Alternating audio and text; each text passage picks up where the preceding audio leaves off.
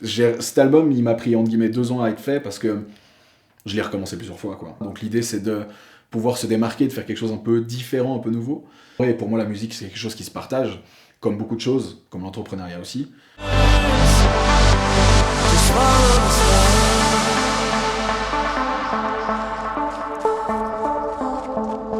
Et la première victoire, c'est le moment où une personne a essayé de la Shazam.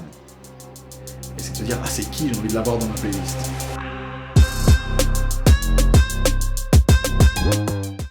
Bonjour à toutes et à tous, c'est Adrien, vous êtes dans la galère. On se retrouve aujourd'hui pour un nouvel épisode de cette série d'interviews d'entrepreneurs. Et aujourd'hui, on a la chance d'avoir un entrepreneur un peu différent de ce qu'on a l'habitude de voir sur YouTube et sur Internet en général, puisque c'est un profil artistique.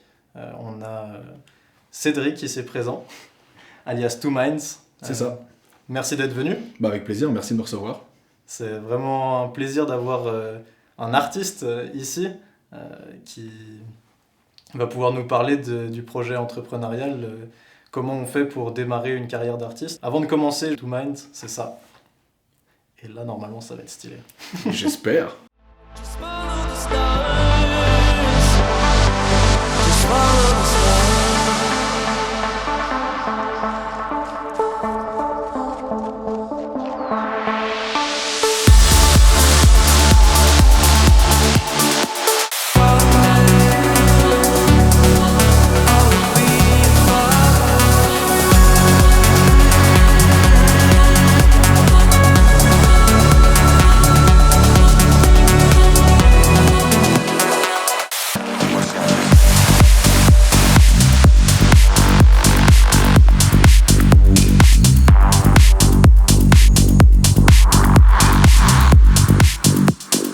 Donc voilà, j'espère que ça vous a fait kiffer.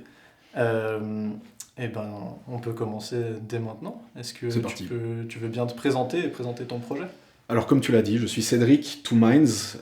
J'ai commencé à produire il y a 2 ans, donc c'est plutôt récent, 2 ans et demi peut-être. Par contre, je suis musicien depuis que j'ai 5 ans, donc c'est vraiment ma vie. Je pense que c'est pareil pour les entrepreneurs et toutes les personnes qui ont des passions. Quand on en a une depuis tout petit, on a envie de l'entretenir. Et l'objectif de tous, c'est de pouvoir en vivre. Et l'entrepreneuriat est aussi une passion. Donc voilà, l'objectif est de pouvoir en vivre, comme je l'ai dit, et puis j'espère que ça sera possible un jour, même si c'est quand même un domaine qui est très, très compliqué, l'art, d'une manière générale. Donc voilà, je viens de sortir un premier album, un deuxième, j'ai déjà eu un album un peu expérimental au début, qui m'a plutôt aidé à apprendre et à pratiquer dans le domaine.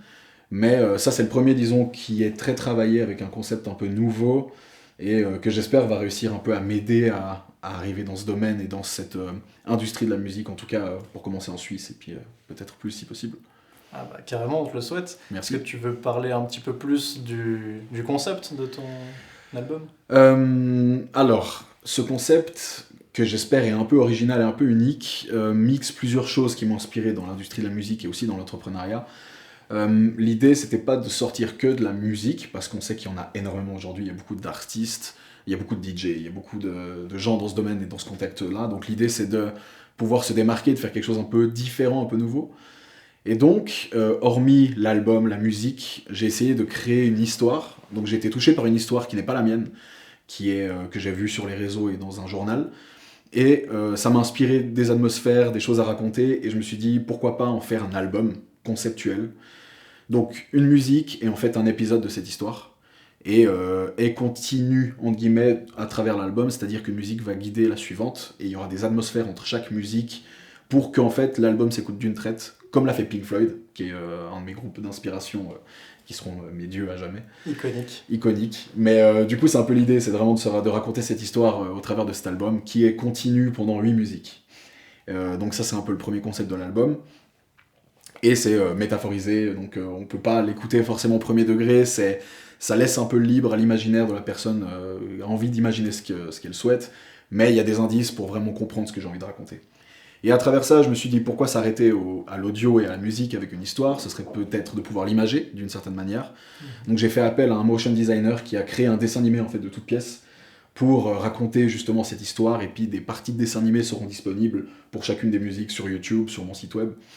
Et il y a aussi un clip de danse d'ailleurs qui a été tourné un peu conceptuel, qui raconte cette histoire de manière aussi hyper métaphorisée, avec 2 danseurs qui sont talentueux à Los Angeles.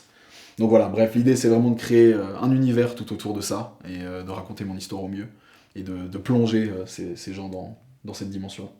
C'est hyper impressionnant et du coup ça amène un paquet de questions. C'est vrai que tu as t'as fait un gros investissement, j'imagine, pour avoir ces images, ces chorégraphies, ces danseurs de Los Angeles. Ouais, qu'est-ce qui t'a fait croire que ça valait le coup, que c'était possible, pourquoi en fait? Parce que je pense pour se faire une place dans cette industrie de la musique ne suffit pas, en fait. Parce qu'on a énormément d'artistes et de personnes autour de nous qui sont très talentueuses, voire encore plus que nous. Je pense pas avoir le niveau d'un professionnel du domaine, de grands noms de l'industrie de la musique électronique, pas du tout. J'essaie de m'en rapprocher, c'est très difficile parce que c'est très technique. Mais on a des outils pour pouvoir se démarquer d'une autre manière. Et je pense que, comme je te l'ai dit, il y a tellement de gens dans ce marché-là que pour pouvoir susciter l'intention de labels, de clubs, d'un public, il faut savoir faire des choses différemment parce que c'est déjà un énorme effort pour quelqu'un d'aller s'intéresser à un artiste sur ce même Spotify, même cliquer sur un lien, c'est un énorme effort. Et ça, c'est valable dans tous les concepts d'entrepreneuriat. C'est de limiter ces efforts-là et puis d'attraper l'attention de la personne, son regard, avec quelque chose de différent. Et c'est pour ça que je me suis dit, viens, on fonce, on essaie de faire quelque chose de nouveau, des animations, des atmosphères, des films, des clips, une image, un branding, etc. Donc c'est presque un concept de start-up, disons, c'est de créer vraiment une image de marque, un branding et quelque chose qui attrape l'œil. Et c'est ce qui m'a inspiré, voilà. Et comment j'ai cru que c'était possible? Simplement parce que je pense que tout est possible et que dès qu'on est passionné, bah, il faut foncer. C'est magnifique, c'est clair que comme tu dis, il y a énormément de compétition.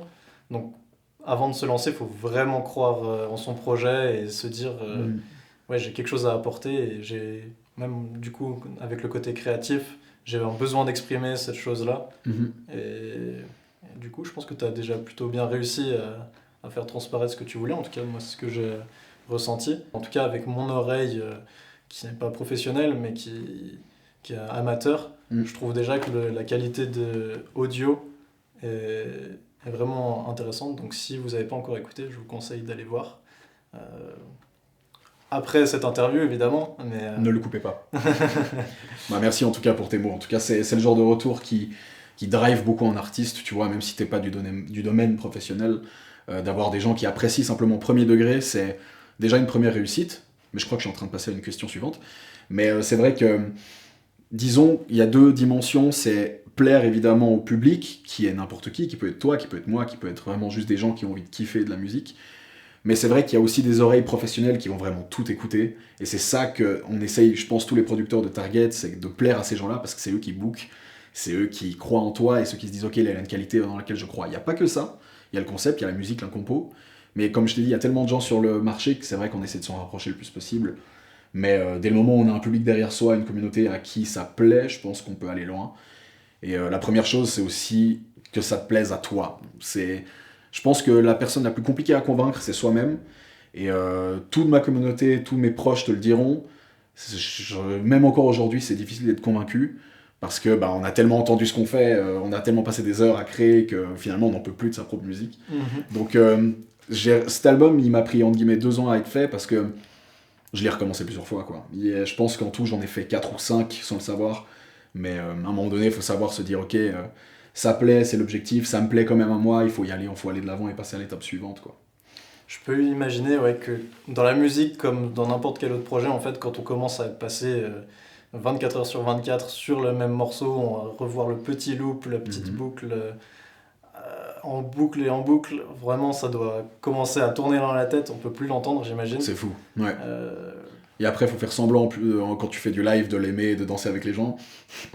C'est vrai que c'est pas évident, mais je pense qu'il faut aussi réussir à prendre du recul de temps en temps, à ne plus l'écouter pendant un moment, passer sur autre chose, y retourner après, pour pouvoir un peu de recul encore une fois, et puis finalement après tu vas dire ok, finalement je l'apprécie, elle est pas mal. Mais voilà, ça c'est quand même un exercice compliqué. C'est ce qu'on entend dire souvent dans les interviews de personnes connues, qui ont eu une musique iconique. Je pense par exemple à Orelsan avec La Terre est ronde. En fait, c'est quand on va à un concert d'Orelsan, moi pas spécifiquement, mais la plupart des gens attendent qu'il y ait cette musique. Ouais. Et c'est un peu un cadeau empoisonné pour le chanteur parce Mhm. que ça fait partie, c'est ce qui fait qu'il est connu. Donc Exactement. il peut que être reconnaissant par rapport à cette musique, Mhm. mais en même temps le jouer à tous les concerts. C'est ça, et je pense qu'il y a aussi autre chose, c'est que cette personne ne veut pas être attachée à qu'une seule musique, parce qu'elle en fait plein d'autres. Et il se dit, mince, ok, cette musique est cool, mais écoutez ce que j'ai à faire, enfin ce que j'ai fait, c'est vraiment cool aussi. Sauf que, ok, les gens sont attachés à une musique, c'est génial, on veut la jouer, mais à un moment donné, on veut passer à la suite. Et moi-même, j'ai déjà été déçu dans plein de concerts que certains artistes n'ont pas joué leur musique phare. Mais d'un côté, je les comprends, parce qu'ils ont envie de montrer ce qu'ils font de nouveau. Donc voilà, ça s'entend, mais voilà, évidemment, si le public réclame une musique, on a envie de la mettre, j'imagine, mais... Ouais, j'imagine aussi. Et donc là, est-ce que tu as fait des études déjà? Et si oui, est-ce que tu penses qu'elles t'ont aidé? Spécifiquement la musique, pas beaucoup. J'ai eu un prof privé de piano quand j'étais gamin, et puis je suis parti 6 mois à Paris pour étudier l'ingénierie audio, et puis tout ce qui permet justement de lisser un peu la musique pour essayer d'atteindre un niveau pro. Mais pour parler vraiment de mes études, j'ai toujours été justement dans l'économie, le marketing, l'innovation et l'entrepreneuriat, beaucoup. J'ai été spécialisé dans l'innovation et le marketing quand j'étais en bachelor. Et j'avais déjà d'ailleurs un projet de start-up à l'époque. Et ensuite, j'ai terminé dans un master en développement de produits innovants et entrepreneuriat. Et j'ai été en contact avec beaucoup de startups et beaucoup de projets marketing pendant ce temps-là. Et effectivement, ça m'a beaucoup aidé. Je pense que ça aide d'une manière indirecte aussi à prendre du recul et puis à avoir plein d'idées. Parce qu'il y a des cours d'idéation au master qu'on a eu, etc. Et puis je pense que ça peut vraiment débloquer des réflexions hyper intéressantes. Mais plus particulièrement l'innovation et le marketing, ouais, ça m'a vraiment beaucoup aidé parce que ça m'a permis en fait de pouvoir gérer ma com, mon marketing, mon digital, mes réseaux sociaux moi-même. Je dis pas que je suis un expert là-dedans, au contraire, moi poster des stories et faire des publications régulièrement c'est assez compliqué. Mais je pense que le côté branding, créer des visuels, créer une marque, une identité, ça m'a énormément aidé, ouais. Ah, c'est intéressant de voir que déjà tu fais tout seul, ou presque, enfin après tu demandes de l'aide quand tu Mhm. en as besoin, mais tu as ces connaissances qui font que tu es capable d'avoir une vision globale. Ouais. Donc ouais, dans un sens, il me semble, en tout cas j'ai l'impression que tes études t'ont aidé. Ouais, complètement. Je pense que sans ça, j'en serais pas là. Je ferais sans doute de la musique, etc. Mais je pense pouvoir se créer, voilà, comme je te l'ai dit, quelque chose d'un peu plus différent, quelque chose de plus unique, une identité un peu intéressante. Après, c'est subjectif de fou, mais je veux dire, c'est quelque chose qui s'apprend et qui peut être inné. Mais lorsqu'on a de l'expérience et on a eu des études là-dedans, je pense que ça peut vraiment débloquer certaines choses, ouais. Et le côté design aussi, pour pouvoir se créer le logo, se créer le site web un peu design, des couleurs un peu propres, des choses un peu cohérentes, ça a aidé. Et puis je pense que c'est beaucoup aussi des réflexions, des choses un peu instinctives qui arrivent, qui ont été débloquées pendant ces cours-là. Mhm. Donc ouais. Pas que j'essaye de faire l'apologie des études, parce que moi-même je suis un peu sceptique. Mm. Quand on a envie d'entreprendre, est-ce que vraiment ça vaut le coup de passer 3 à 5 ans à faire des études? Mm. Donc voilà, c'est intéressant d'avoir aussi ton retour. Et du coup, Ouais. ça m'amène une petite question en bref. Si c'était à refaire, est-ce que tu reprendrais des études ou tu essaierais directement de te tourner vers la musique? Alors, il y a plusieurs débats par rapport aux études. Moi, j'ai eu la chance de faire des études qui étaient très axées vers la pratique, en fait. La théorie est méga importante, mais la pratique, pour moi, l'est encore plus. Donc, oui, je referai les choses de la même manière, parce que justement, c'est cette pratique qui m'a aidé. La théorie pure et dure des bouquins et tout, c'est très intéressant, on apprend plein de choses, et je pense que c'est indispensable.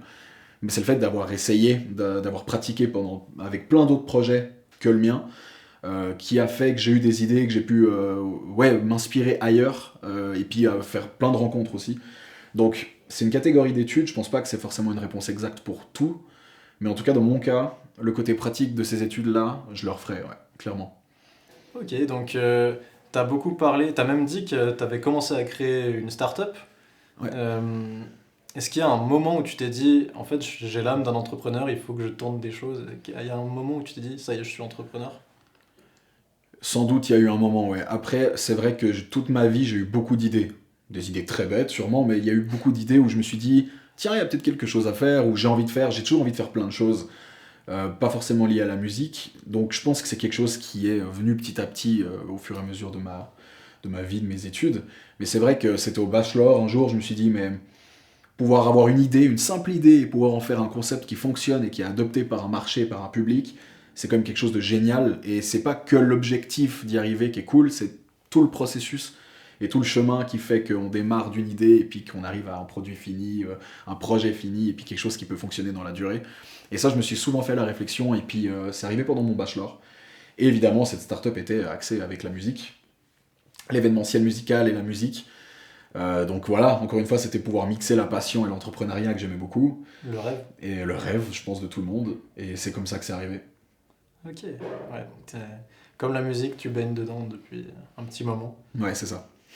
Donc on en a plus ou moins parlé, mais tu es seul dans ce projet? Alors, non. Je pense pas que je puisse dire que je suis seul. Je l'ai démarré seul. Mais au fur et à mesure qu'il a été créé, il y a beaucoup de parties prenantes qui sont arrivées. Et je parle pas que pour créer le produit fini de mon concept qui vient de sortir, mais je pense aussi à se construire. Il y a beaucoup de gens qui m'ont soutenu, et ça, je les remercierai jamais assez, parce que c'est arrivé tellement de fois où on a envie de baisser les bras, parce que justement, on n'atteint pas ce niveau professionnel-là. Mais les gens qui nous drive, ça c'est, je pense, la clé numéro 1, c'est d'être bien entouré. Ça m'a beaucoup aidé. Donc vraiment, non, j'ai pas été seul. Après, j'ai été seul pour travailler sur la musique. Après, j'ai fait appel à beaucoup de parties prenantes pour chanter, pour m'aider à faire que la musique soit une musique terminée. Mes professeurs, des cours, des gens qui m'ont aidé, même sur YouTube, on Zoom, à me donner des feedbacks, à apprendre des choses. Donc non, je peux pas dire que je suis seul, même si c'est mon projet. Beaucoup de gens ont participé à en faire ce qu'il est aujourd'hui, finalement. D'accord, mais c'est quand même toi qui portes l'idée. Ouais. Et si à un moment, toi, tu décidais d'arrêter, ça s'arrêterait. Ça s'arrêterait, en effet, ouais. Ouais. Je pense que c'est quand on est un artiste solo indépendant, c'est comme ça que ça fonctionne. Quand on est un groupe, peut-être moins, mais là, oui, en effet, ça s'arrêterait. Ok, ouais, donc tu as un petit peu de pression et je sais que moi, par rapport à mon projet, je me voyais pas forcément le commencer seul, même si peut-être qu'au début on peut commencer seul et après être rejoint quand on se rend compte que l'idée est intéressante. Ouais. Mais franchement, chapeau de porter le projet seul au départ et je sais pas si dans l'avenir tu te vois créer une équipe, un truc un peu plus... C'est une idée. Après, le projet Two Minds, qui est le mien, il restera comme il l'est. Je veux dire, c'est mon nom de scène, donc il va pas bouger. Évidemment. Mais ça n'empêche que j'adore collaborer avec d'autres artistes, faire des B2B ou faire des tracks en duo. C'est pas encore sorti, mais c'est en train d'être fait avec plusieurs personnes qui font partie d'une sorte de collectif qu'on est en train de monter d'ailleurs. Et je suis en train aussi de créer un duo avec un ami qui est DJ, qui apprend la production pour faire un truc ensemble, mais ça n'empêche que je puisse continuer cette activité solo d'un côté, parce que bah, voilà, elle m'a permis de me construire, et puis voilà, j'ai mis des moyens, du temps, et elle me tient à cœur, donc ça continuera comme ça. Mais j'adore collaborer, et pour moi la musique c'est quelque chose qui se partage, comme beaucoup de choses, comme l'entrepreneuriat aussi. Et construire une sorte de structure, une organisation, un collectif, un label, ou des choses un peu innovantes dans le domaine de la musique et de l'organisation, c'est un rêve aussi, ouais. Ouais, Complètement. bien sûr, ok. J'espère que tu trouveras les collaborateurs pour réaliser ces rêves. Maintenant, peut-être si on aborde un point un petit peu plus peut-être sensible, peut-être délicat, quelle a été la plus grosse de tes galères dans cette aventure? La plus grosse galère. Je pense justement, c'est d'avoir plusieurs reprises, pas baisser les bras parce que tu sais que t'arrêteras pas forcément, mais mis ça de côté parce que justement c'était compliqué, c'était vraiment galère. Évidemment, il y a l'aspect musical où justement ça prend beaucoup de temps avant d'avoir une qualité ou un niveau qu'on a envie d'atteindre ou d'approcher. Et ça, c'est vrai qu'on a tendance à baisser les bras. Pourquoi ? Parce que quand on écoute ce qu'on a fait et qu'après on écoute ce qu'a fait une référence, on se dit waouh, non mais ça n'a rien à voir. Je parle pas de la compo, mais vraiment de la qualité. On se dit mais ça passera jamais. Et les gens ils vont se dire mais ça sonne pas aussi bien, c'est pas aussi fort, c'est pas aussi machin. Et c'est vrai qu'on a très vite tendance dans ces moments-là à se dire ok, ça va être compliqué, je vais pas y arriver. Et je pense que c'est quelque chose qu'on peut se dire dans plein de domaines, mais là c'était particulièrement le cas, et ça je pense que c'était une des plus grosses galères, c'est de se dire mais est-ce qu'un jour finalement je vais le sortir ce concept, est-ce qu'un jour je vais en être content, et on se dit que finalement pas, et puis qu'on va laisser tomber, mais non. En fait quand on aime ce qu'on fait et puis qu'on se dit non mais allez, c'est possible, il y en a qui ont réussi à le faire, je peux le faire aussi. Et à force de travail on se dit que finalement ça va le faire. Mais je pense que c'était La plus grosse galère, c'est soi-même dans ce genre de moment. On se met soi-même des bâtons dans les roues simplement parce que bah, on voit ce qui se fait à côté, on voit le niveau qu'on a envie d'atteindre. Mais justement, ces références, ces professionnels, ils nous inspirent, et ils nous donnent des objectifs, donc finalement, c'était constructif. Ok, donc il n'y a pas forcément un moment précis où tu te dis c'est plutôt des vagues Ouais, qui sont venues. complètement. Ouais, ouais. C'est clairement pas un long fleuve tranquille, ça fait très bateau ce que j'ai dit, et puis pardonnez-moi pour le jeu de mots, mais ça fonctionne. Mais disons que c'est le cas, c'est qu'il y a des hauts et des bas, et puis des fois on est très content de ce qu'on fait, et ça arrivait mais tellement de fois, je les compterai même plus, mais qu'un jour, un soir, je compose et je me dis ça va être une dinguerie. Le lendemain matin, t'écoutes, et finalement c'est n'importe quoi. Tu te dis même, qu'est-ce que j'ai fait? Je vais mettre ça à la poubelle, et puis tu démarres autre chose. Ça arrivait, mais j'arrive plus à les compter tellement ça arrivait. Et on peut faire l'analogie à l'entrepreneuriat de plein de façons, mais c'est vrai. Et finalement, bah, il suffit juste de pas baisser les bras. C'est vrai que c'est facile à dire, mais lorsqu'on aime ce qu'on fait et puis qu'on a vraiment envie d'atteindre son objectif, on fera tout pour y arriver. Et lorsqu'on y arrive, c'est d'autant plus gratifiant et d'autant plus cool. Ouais. Donc voilà. Ah bah, j'ai la même, effectivement, l'analogie avec l'entrepreneuriat fonctionne très bien. Moi, il y a des soirs où je m'endors avec une idée dans la tête, je me dis, mais ça va être génial. Et le matin, tu te dis, bon, en fait, c'est pas si ouf. Je sais pas s'il y a aussi une question de, oui, le matin, c'est un peu moins mon moment. Donc, mon moral est peut-être un peu moins bon le matin aussi que le soir. Est-ce que ça joue? Ça peut. On est tous différents. Je sais qu'il y a des moments dans ma vie où c'était plus le soir, où j'arrivais à faire des choses intéressantes. D'autres non, mais après, quand je disais le matin, ça peut aussi arriver le soir. C'est juste quand on prend un peu de recul et qu'on est moins dans le bain, on a un œil différent. Et ça peut être dans les deux sens. Autant tu peux être très déçu de ce que tu as fait le jour d'avant, et autant tu peux te dire, ah mais finalement il y a des choses bonnes à prendre, tu vois. Donc faut rester très ouvert, quand même très réaliste, c'est important, mais très ouvert, et puis quand même se faire confiance, et puis prendre ça avec du recul en se disant, ok, c'est pas grave, on va le reprendre, ou ça m'a permis d'apprendre, enfin voilà. Et c'est toujours bon à prendre, je pense, ce genre d'expérience. Carrément. T'as- Tu voulais boire Ouais, je vais continuer de boire un peu. N'hésite pas. Moi aussi, tiens. Ça fait longtemps que j'ai pas autant parlé. C'est clair qu'on n'a pas toujours l'habitude. Non. Si t'es prêt. Go. Vas-y. Donc t'as mentionné ces moments de haut, bas, un petit peu ces vagues, Mhm. toujours dans l'analogie de la galère et des bateaux. Ça fonctionne bien joué pour le nom. Merci. Comment tu fais quand vraiment tu sens que t'es dans le creux de la vague? Qu'est-ce qui te pousse à continuer à te battre? T'as dit la motivation, la passion. Est-ce Complètement. qu'il y a autre chose? Justement, c'est tout l'inverse, c'est de passer à complètement autre chose, de se vider la tête. Encore une fois, après, c'est physique. Je sais qu'avec la musique, c'est même physique. Lorsqu'on écoute trop fort une musique, notre ouïe va baisser en qualité. Jusqu'au lendemain. Il y a quelques heures avant que ton oreille se réadapte, et c'est pas que psychologique, je veux dire, vraiment, il y a un mécanisme qui fait que c'est plus le moment. Et ça, c'est fou, mais ça marche très bien aussi dans le côté psychologique. Tu es dans le bain, tu fais pendant des heures quelque chose non-stop. À un moment donné, tu as besoin de sortir de ça et de voir du monde, voir tes amis, voir ta famille, regarder un film, j'en sais rien, prendre l'air. Et ça, je crois que c'est la meilleure chose que j'ai pu faire. C'est vraiment, même pendant quelques jours, on arrête. C'est pas grave. Et quand on va revenir, on aura un œil neuf. Et là, on va pouvoir repartir de plus belle. Je pense qu'il y a une des musiques de mon album qui m'a pris plusieurs mois à être faite, alors que d'autres ont été en 2 jours. Vraiment, c'est fou. Mais parce que justement, cette musique-là, j'ai tellement été dedans, j'ai tellement essayé de l'améliorer tout le temps, sans m'arrêter. Parce que je me dis, il y a quelque chose, je tiens à quelque chose, mais c'est pas bon, faut que je continue. Et finalement, la fin du truc, elle est horrible. Parce que je suis toujours sur le même truc et je m'arrête pas. Et donc le fait d'avoir pris du recul sur une autre musique m'a permis, je pense, de pouvoir l'améliorer, alors que l'autre, sur laquelle j'ai passé des heures, finalement, est passée à la trappe, parce que à force d'essayer d'améliorer quelque chose dans lequel on était vraiment trop ou trop longtemps, ça l'a gâché. C'est fou. Et c'est aussi pour ça, je pense, que j'ai recommencé l'album plusieurs fois. Et voilà, le fait de pouvoir finalement le prendre avec assez de recul et de faire autre chose et de pouvoir se vider l'esprit entre quelques essais, je pense que ça aide énormément. Ouais. J'ai déjà entendu ça dans des interviews, des discussions avec des personnes qui ont ce côté créatif, qu'en fait, des fois, juste rien faire, c'est travailler quelque part. Exactement. Parce que c'est là où tu réfléchis, où tu penses à des nouvelles la sonorité, j'imagine, dans ton cas. Ouais, je pense que ça ressemble un peu au syndrome de la page blanche chez les écrivains.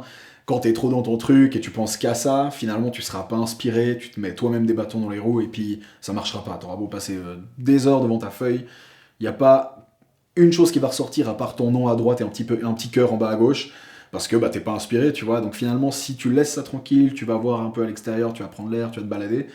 C'est en pensant à rien souvent que t'as des bonnes idées qui arrivent, en fait, simplement. Ouais. Et je pense que ça marche aussi dans plein d'autres domaines. Carrément. Maintenant qu'on a vu aussi les moments down et comment tu fais pour continuer à avoir la motivation, on va peut-être parler des choses plus joyeuses. Est-ce qu'il y a vraiment un moment dans ta petite carrière de musicien où t'es vraiment fier de cet accomplissement ? Il y a plusieurs moments, mais s'il faut que j'en démarque un, allez, je vais tricher, je vais en prendre deux, parce que c'est à des niveaux différents. Il y a un peu un niveau, disons, personnel, qui est arrivé quelques mois après, après avoir commencé à produire à l'époque. C'est quand tu joues devant des potes, parce qu'évidemment tu peux pas tout de suite jouer devant des gens qui ne sont pas tes amis ou tes proches, et que tu passes une de tes tracks, mais tu leur dis pas que c'est la tienne. Parce que je pense que c'est pareil dans beaucoup de domaines, encore une fois. Quand tu demandes à quelqu'un « Qu'est-ce que t'en penses ?» Cette personne va dire « Ah ouais !» Alors que finalement, d'une manière générale, si tu lui avais pas dit que c'était toi et que tu lui avais pas posé la question, peut-être qu'elle dirait « Cool, mais je passe à côté, tu vois. » Donc, le meilleur test... Après, tu peux aussi avoir des mauvaises surprises, hein, mais ça fait partie du jeu. C'est le jeu. Mais le bon test a été justement à une soirée où et on m'avait demandé de mixer pour une soirée privée, c'est d'avoir évidemment joué des tracks random et à un moment donné passer une des miennes et de voir finalement que les gens aiment premier degré sans forcément leur avoir dit que c'était toi. Et la première victoire, c'est le moment où une personne a essayé de la Shazam. Et c'est de se dire, ah c'est qui, j'ai envie de l'avoir dans ma playlist. Donc, ça, c'est une petite victoire quand même. T'étais en train de mixer et tu vois la personne sortir son téléphone avec Exactement. Shazam. Exactement. Et évidemment, elle tire une drôle de tête, elle dit mais c'est quoi ? C'est une unreleased d'un artiste, c'est tout, et il vient de te demander. Et quand tu lui dis bah écoute, c'est un de mes derniers sons, je suis trop content que ça te plaise, c'est une petite victoire finalement, parce que c'est vraiment instinctif. La personne, elle va aimer ça sans forcément que tu lui tendes la main ou que tu la forces d'une certaine manière à lui dire alors t'en penses quoi ? Aime-la, s'il te plaît. Mais non, simplement il l'a aimé de manière instinctive, et ça c'est une petite victoire, c'est vraiment que ça plaît, et c'est une bonne chose, c'est un bon début. Je pense que c'était ma première victoire, ça peut paraître anodin, mais finalement... je pense que je peux même pas imaginer à quel point ça doit être jouissif de voir quelqu'un sortir son Shazam pour... Ouais, c'est très cool. C'est vrai que souvent un musicien commence à jouer pour lui, et c'est comme ça que j'ai démarré la production, c'est que étant musicien depuis tout petit, étant fan de musique au sens large, j'ai commencé avec le rock, mais ensuite petit à petit j'ai commencé avec l'électro.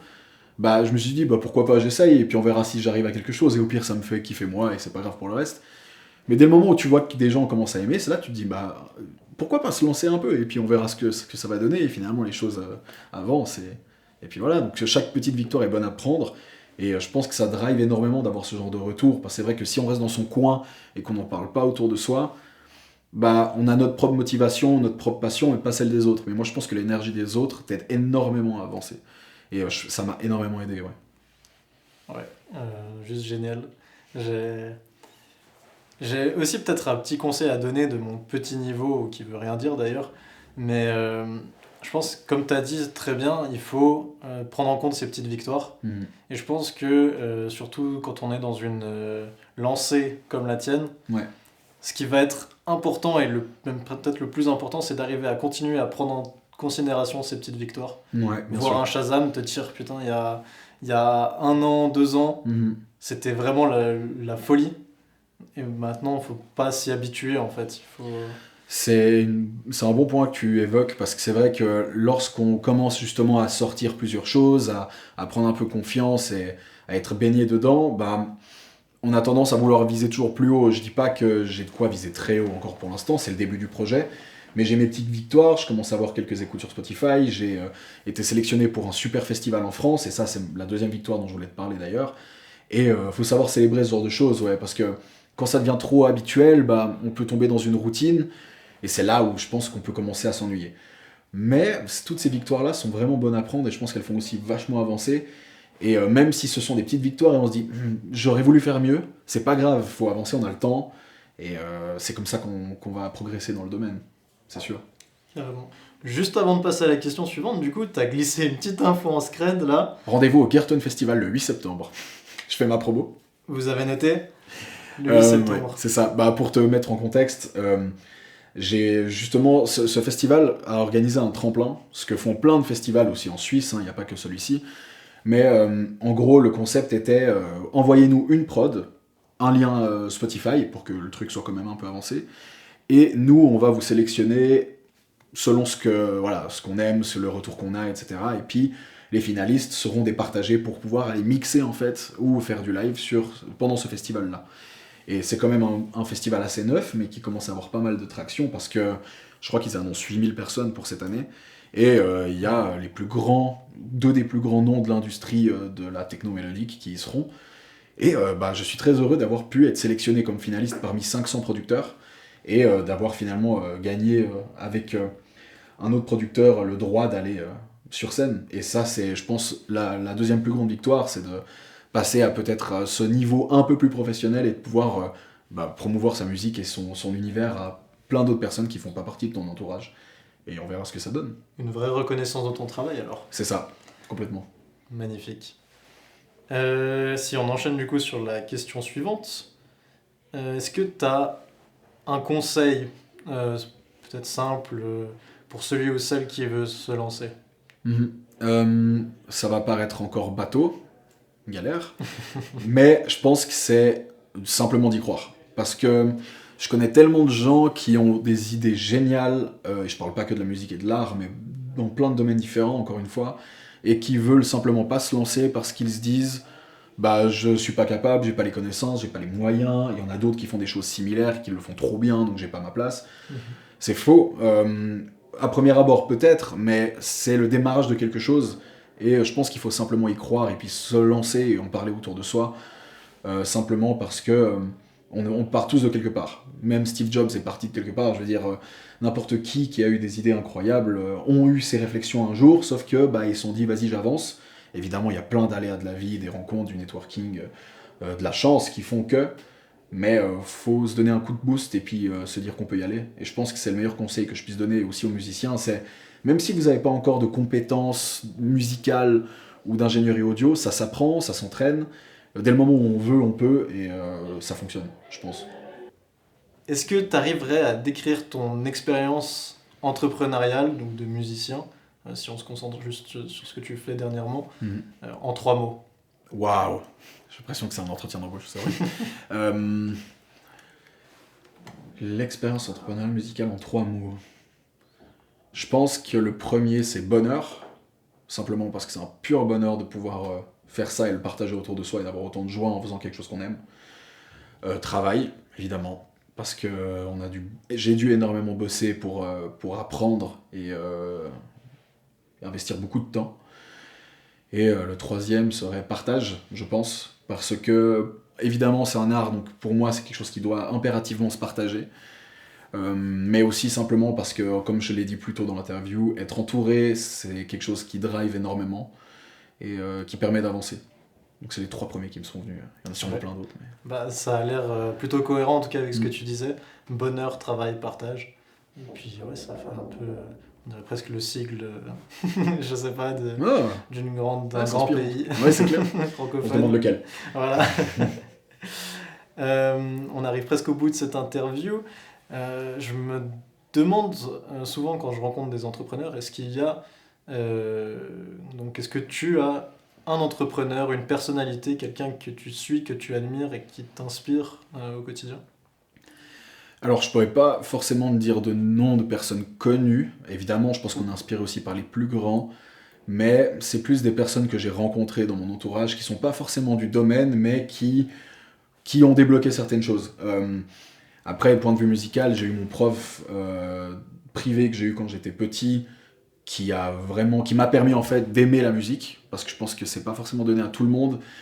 J'ai eu la chance d'avoir un prof qui avait une technique complètement différente pour apprendre le piano, qui était d'écouter en fait à l'oreille, de pas partir sur des partitions, mais d'écouter la musique et puis de pouvoir la reproduire à l'oreille, ce qui permet de composer, d'improviser et de s'amuser énormément. Je pense si j'avais été dans quelque chose de plus académique, j'aurais sûrement pas fonctionné de la même manière. Et peut-être même que j'aurais été dégoûté du piano, qui sait, on peut pas dire. Mais voilà, enfin je veux dire, c'est des personnes comme ça qui ont débloqué des choses chez moi, des gens qui m'ont inspiré pour mon projet actuel. C'est plus des personnalités liées à la musique ou à ce qu'elles ont fait de manière artistique. Comme je l'ai dit plus tôt, Pink Floyd, 100%, et je pense que beaucoup de gens qui écouteront l'album verront mon inspiration qui vient de là. Mais encore une fois, je pense que c'est aussi des rencontres de certaines personnes qui ont eu des projets, des idées, qui n'ont rien lâché et qui ont réussi à faire quelque chose de cool à leur échelle. Je pense à certains professeurs que j'ai eus pendant mon bachelor, même le master. Et puis simplement des rencontres qui ont réussi à ouvrir des structures, à avoir des projets entrepreneuriat qui fonctionnent, qui sont adoptés et qui se disent, qui te permettent de te dire que c'est possible, simplement. Ouais. Bah, t'as très bien fait parce que en fait, je t'ai orienté vers les personnalités, mais c'est vrai que je voulais plutôt que tu répondes aussi, même si quelqu'un de méconnu qui t'inspire, c'est vraiment cool que t'aies pris en considération ça aussi. Donc merci pour ta réponse, c'est vraiment c'est intéressant de voir que l'entourage fait presque plus que les personnalités, aussi motivantes soient-elles sur Internet. 100%, je pense que l'entourage est ce qui inspire le plus, même sans qu'ils le sachent. Ouais. Voilà. Et ben, l'entourage. L'entourage. On compte sur vous. Et pour terminer, on va simplement, pareil, rester sur une question un peu classique. Est-ce que tu as une recommandation de livre, podcast ou un contenu peut-être plus en rapport avec la musique pour toi ? Par rapport à la musique, c'est vrai qu'il y a beaucoup de choses qui existent, il y a beaucoup de choses complètement fausses qui existent aussi, donc il faut faire gaffe parce que c'est quelque chose de très...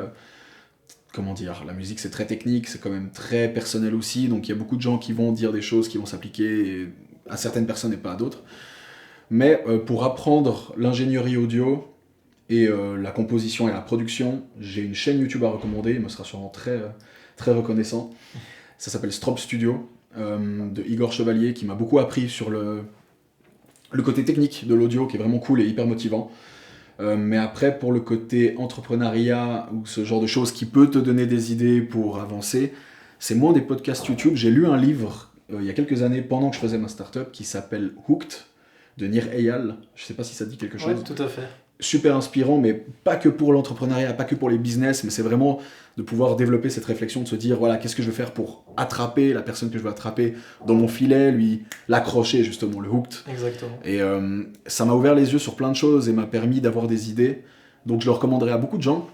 Et en plus d'avoir des choses un peu plus spécifiques à l'entrepreneuriat, pour pouvoir justement attraper, avoir une traction auprès de certaines personnes, je veux dire, ça m'a développé certaines idées.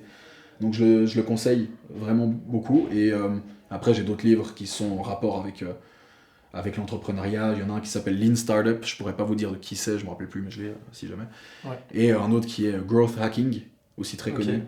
Voilà, c'est les livres d'entrepreneuriat qui m'ont beaucoup inspiré. Mais le Hooked, c'est vrai qu'il m'avait débloqué certaines réflexions. Il est vraiment sympa celui-là. Ouais, il prend les choses d'un autre point de vue dont on n'a pas l'habitude, presque d'un côté psychologique. Exactement. Et c'est ça. voilà, ça m'avait pas mal inspiré.